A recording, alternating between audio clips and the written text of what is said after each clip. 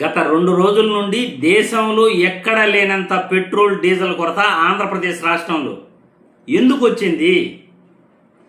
కొన్ని petrol బంకుల్లో no stock board పెట్టున్నారు. కొన్ని పెట్రోల్ బంకుల్లో కిలోమీటర్ల దూరం వాహనాలు నిలిచిపోయి ఉన్నాయి.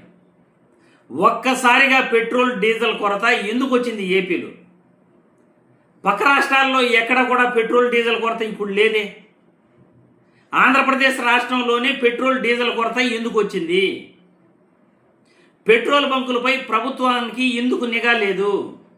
నిఘా పెట్టకపోవటం వల్లే పెట్రోల్ బంకుల్లో ఈరోజు స్టాకు ఉన్నా కానీ లేదని ప్రజల్ని ఇబ్బంది పెడుతున్నారు అని ప్రచారం జరుగుతూ ఉంది.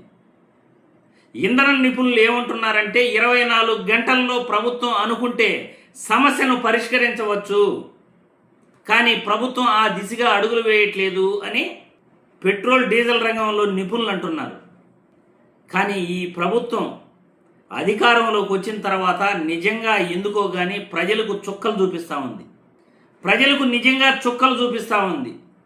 ఈరోజు పెట్రోలు డీజిల్ దొరక్క వాహనాలు కిలోమీటర్ల దూరంలో రోడ్లో నిలిచిపోయాయంటే ఎంత దారుణమైన పరిస్థితో మీరే ఆలోచించండి. ఎందుకు ఈ సమస్య వచ్చింది? పక్క రాష్ట్రాల్లో కూడా సమస్య ఉండాలిగా. నిజంగా మన రాష్ట్రంలో సమస్య ఉంటే పక్క రాష్ట్రాల్లో కూడా సమస్య ఉండాలి. నిజంగా ఇంధన రంగంలో నీ సమస్యలు ఉంటే. కానీ పక్క రాష్ట్రంలో ఎంత కావాలంటే అంత దొరుకుతూ ఉందిగా. ఇక్కడ పెట్రోల్ మాత్రం కొన్ని బంకుల్లో 100 రూపాయలకే పోస్తామంటారు, లేదు 200 రూపాయలకే పెట్రోల్ పోస్తామంటారు, లీటర్ పోస్తామంటారు, 2 లీటర్లు మాత్రమే పోస్తామంటారు. డీజిల్ కూడా అదే పరిస్థితి. కావలసినంత పెట్రోల్ పక్క రాష్ట్రాల్లో దొరుకుతుండగా, కావాల్సినంత డీజిల్ పక్క రాష్ట్రాల్లో దొరుకుతుండగా మన రాష్ట్రంలోనే ఈ కొరత ఎందుకు? అధిక ధరలకు ఎన్నికలు అయిపోయిన తర్వాత అమ్ముకోవాలని దురాలోచన పెట్రోల్ బంకు యాజమాన్యాలకు వచ్చిందా? ప్రభుత్వం ఎందుకు నిఘా పెట్టట్లేదు? ప్రభుత్వం అనుకుంటే 24 గంటల్లో సమస్య పరిష్కారం చేయలేరా?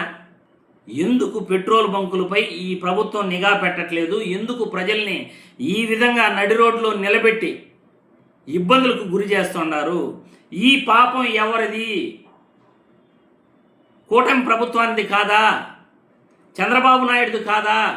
ముఖ్యమంత్రిగా ఎదిగిన తర్వాత ముఖ్యమంత్రిగా అధికారం చేపట్టిన చంద్రబాబు నాయుడు ఈరోజు అన్ని రంగాలలో కూడా ఆయన ఫెయిల్ అయ్యాడు.